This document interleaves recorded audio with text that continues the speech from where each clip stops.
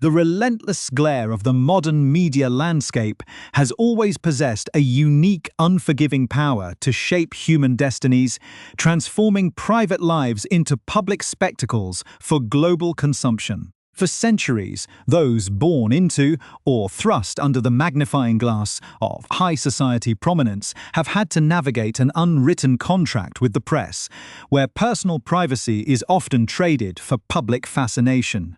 In the digital age, this dynamic has escalated into an entirely different beast, driven by algorithmic amplification, instantaneous global reach, and the chaotic frontier of social media platforms. It is no longer just about the morning newspapers or the evening broadcast, but rather a continuous 24-hour cycle of commentary, speculation, and judgment that operates without borders or traditional ethical guardrails.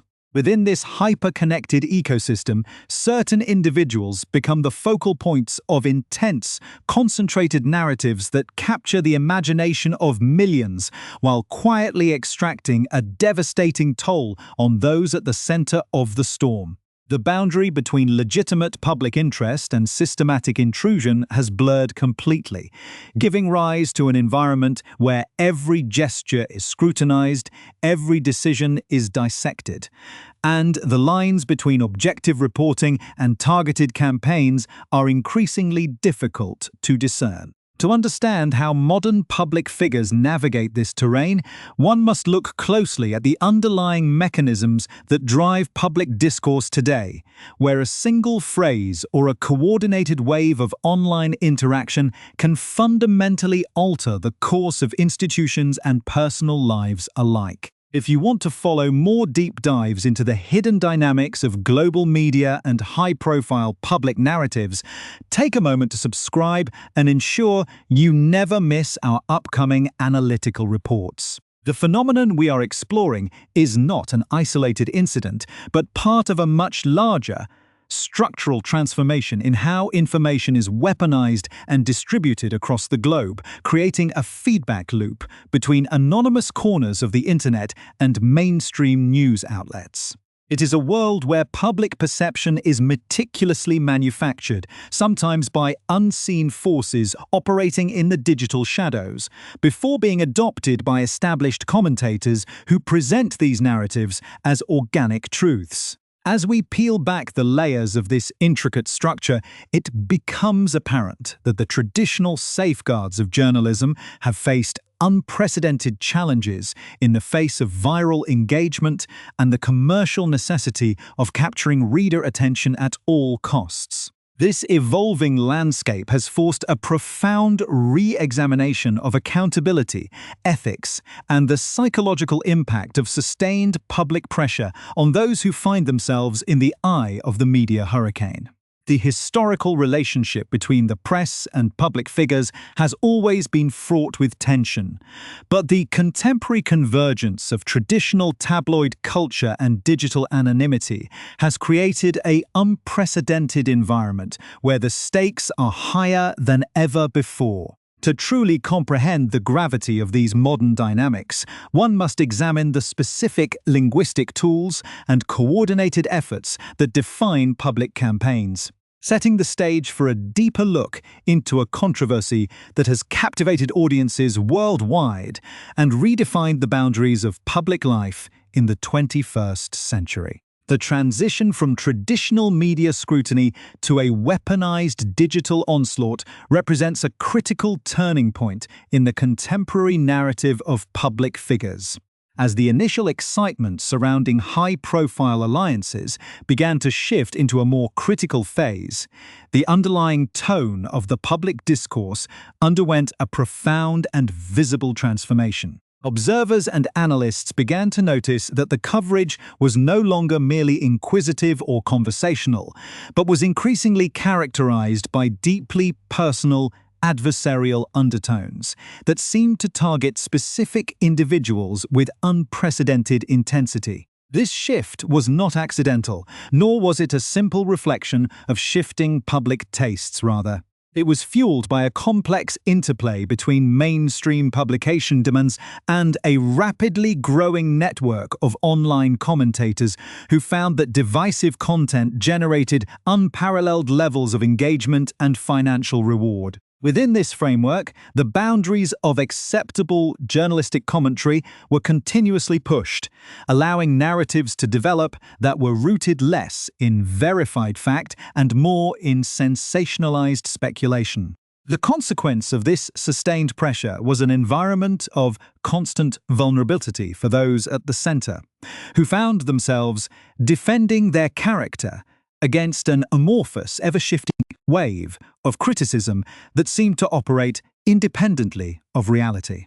This atmosphere of hostility eventually culminated in pivotal institutional changes, as the sheer weight of the sustained public campaign made traditional roles and responsibilities increasingly untenable, forcing a re-evaluation of future paths and a desire for geographic and professional separation from the established centers of public scrutiny.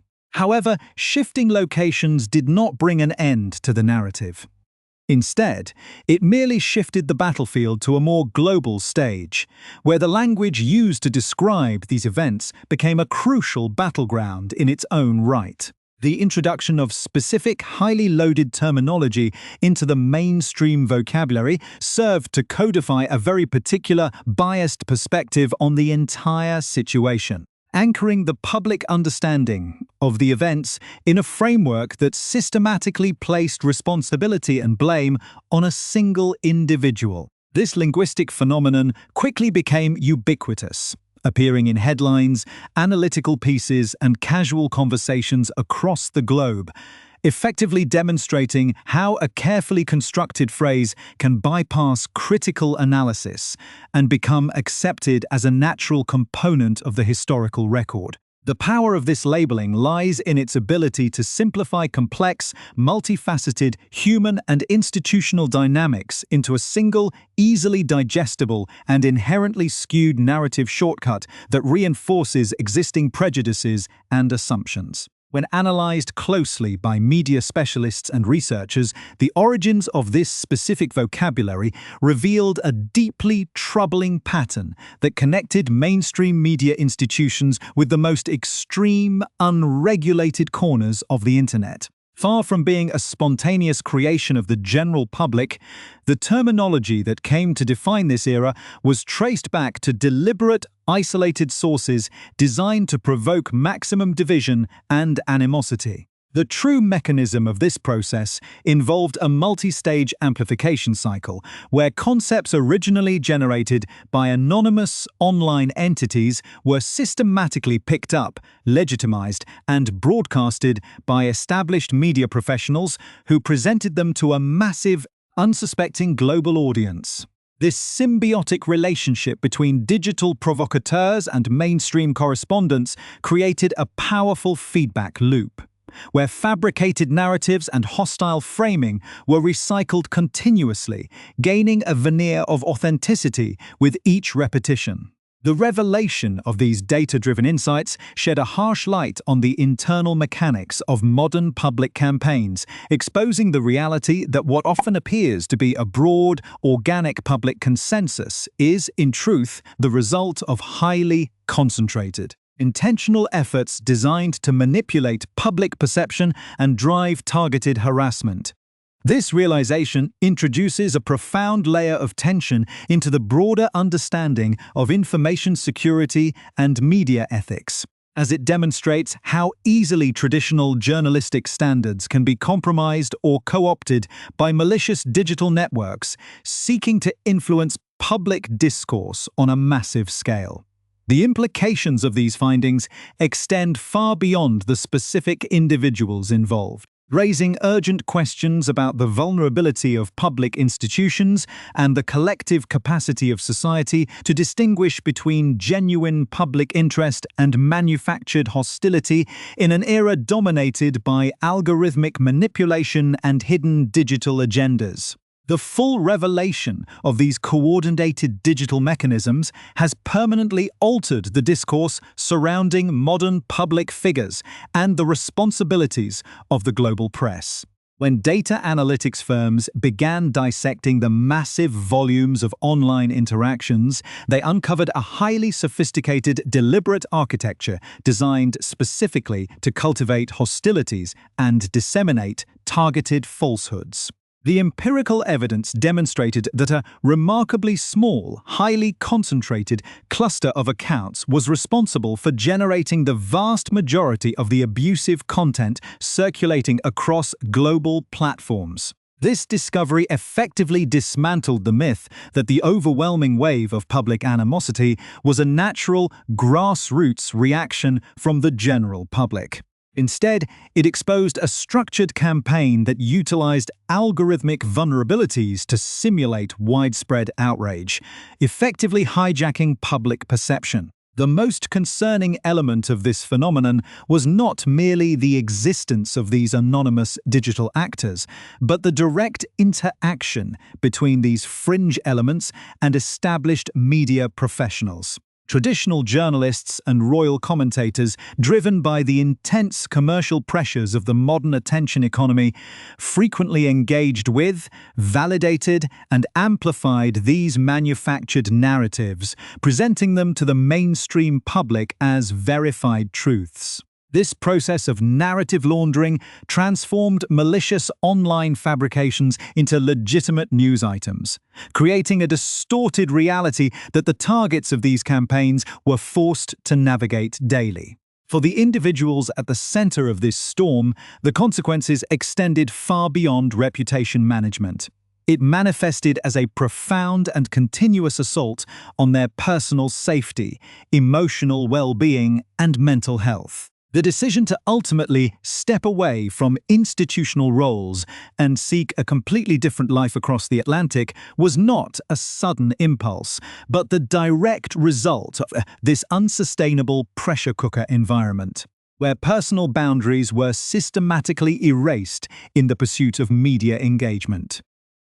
By establishing a new foundation in California, the Duke and Duchess of Sussex sought to reclaim autonomy over their own lives and redefine their relationship with the public. This transition marked the beginning of a broader, more purposeful mission to confront these systemic issues directly, using their global platform to advocate for comprehensive digital reform, media accountability, and a more humane online ecosystem. Their public addresses, such as the insights shared during major technological and media forums, have served as a critical catalyst for a global conversation regarding information integrity and the psychological impact of cyber harassment. This ongoing struggle underscores a fundamental shift in how public figures view their relationship with traditional structures. It is no longer just about managing press relations, but about actively combating the weaponization of information.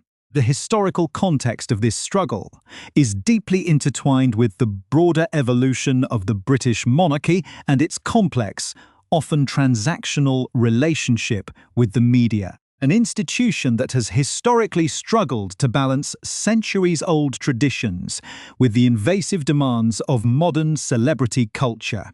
The individuals involved in this contemporary drama carry distinct personal histories that have uniquely prepared them for, or complicated their roles within, this global narrative. Prince Harry, having spent his entire life under the unyielding gaze of the public eye and witnessing firsthand the tragic consequences of intrusive media pursuit during his youth, developed a deeply ingrained understanding of the dangers inherent in unchecked press behavior. His career, marked by dedicated military service, the creation of global initiatives like the Invictus Games, and a growing commitment to mental health advocacy, reflects a persistent effort to channel his public prominence into meaningful, tangible impact.